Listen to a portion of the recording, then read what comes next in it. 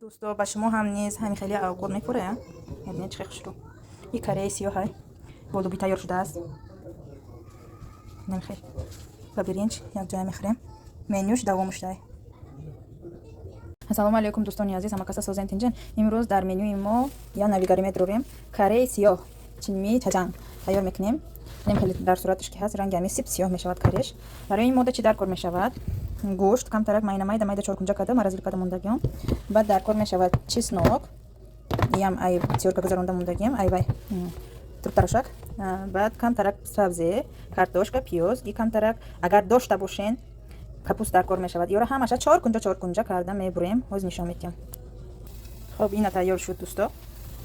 نمیخواد چهار کنجا کرده هر یک چیز بریده گرفتیم. حتی پیاز هم چهار کنجا های دیده باشین. این کپوست هم چهار کنجا کرده گیم. نه هیچ چیز نکای. انا اكو اجدا ایرا او کنیده مونده بودم. اجدا کم ترک روغن داخته گوشت بیرون کده میگیریم. اول خیلی هست گوشت پیاز خوشو بیرون میکنیم دوستا. او دور کس نچسبه. باز با نشون میدم. خب اینا دوستا گوشت که بیرون شد کم گرفتیم پیاز داختیم. پیازم خوشو بیرون میکنیم. خوشو اینم که خوشو کده تو دادن گیریم. تو اینکه نسوزه پیاز کن دوستا. مکک زرد شود. بعد از اون دیگه محصولات رو هم که همش میدادم یک بار دوستا. نمیخواد زرد چکی شد دوستا. با یک دست ویدیو کردم برام یوتیوب نه دیگه محصولات رو اینطور میدادم دوستا. اینا کم اگر یک دو سه مینوت تا داده بعد آب میدادم بالاش دوستا.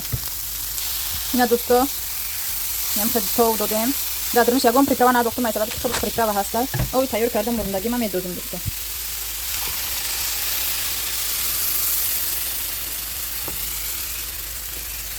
نمک اول چشیده دیده فقط نمک داده میشود. بعد از امو پریپرای دختن این کم ترک شیرین ترک نمک کم ترک اگر بخواید که شیرین نمیخورم بگین رنگ من نمک داده میشود. نمک کم ترک نمک میدازم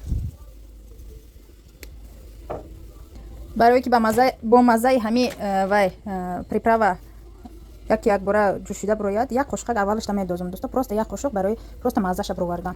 بعد از اون گرفته سه قاشق دیگه میدازم غوص شدن برای غوص شدنش. این خیلی سیاه میشه دوستا. بعدی که جوشید خیلی نمیجوشد اوش کم ترک میشود.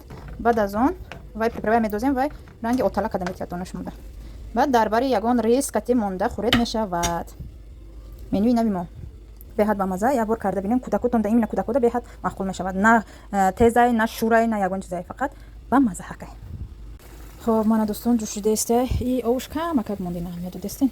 انا کو ایده گرفته با سه قاشق دیگه میدازیم.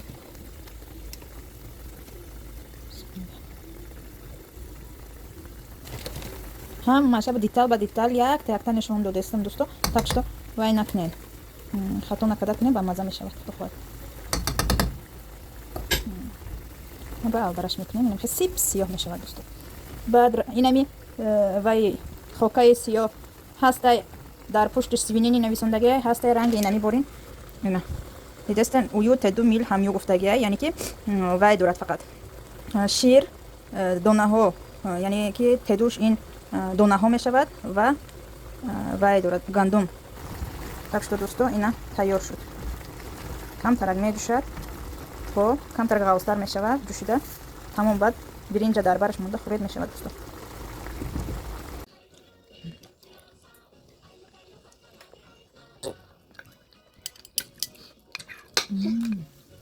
이거지? 고기도 먹어. 여기도 고기 있어. 이거지? 이거. 이걸로 해봐. 이걸로? 아빠, 응. 먹어. दोस्तों तैयार कर दे बिना ना समझले बना जाए ना समझ मजा सा करने